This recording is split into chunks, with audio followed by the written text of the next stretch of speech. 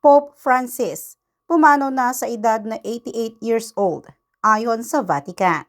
Tuluyan nang sumakabilang buhay si Pope Francis sa edad na 88, ngayong araw lamang April 21, 2025. Ito ay kinumpirma nga ng Vatican News sa isang Facebook post. Pope Francis died on Monday, April 21, 2025 at the age of 88 at his residence in the Vatican's Casa Santa Marta, saad sa caption.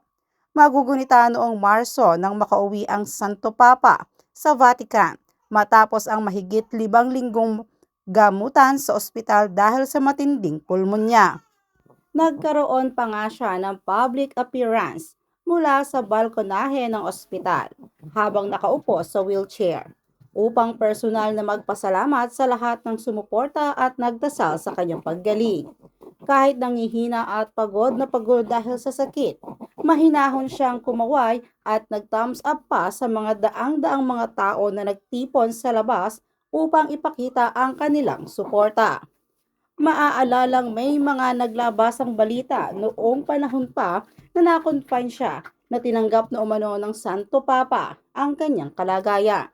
May lumabas pang ulat na sinabi niya sa dalawa niyang malalapit na kaibigan, "I might not make it this time," o baka hindi na niya malagpasan ang kanyang sakit.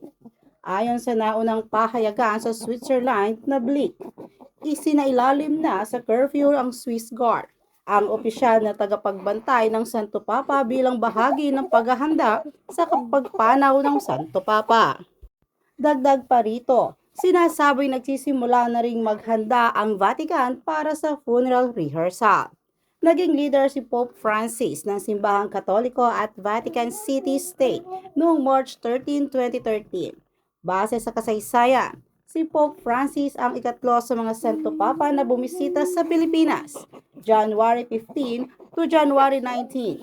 Hindi naman maiwasang magkomento ng mga naniniwala sa Katoliko, lalo na kay Pope Francis, na marahil ang isa sa mga naging dahilan ng kanyang pagpanaw ay ang kanyang sakit. Maaari umanong marami ng komplikasyon sa kalusugan ng Santo Papa at hindi na rin ito kinaya dahil sa kanyang edad na rin. Marami nga ngayon ang nakikisimpatya at nagluluksa sa pagpanaw ng Santo Papa dahil marami ang nagniniwala at nagmamahal dito.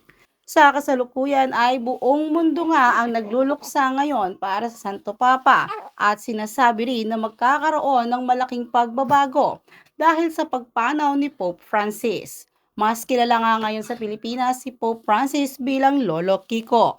Hanggang ngayon nga ay marami pa ring naghihintay kung ano talaga ang tunay na dahilan ng pagpanaw ng Santo Papa.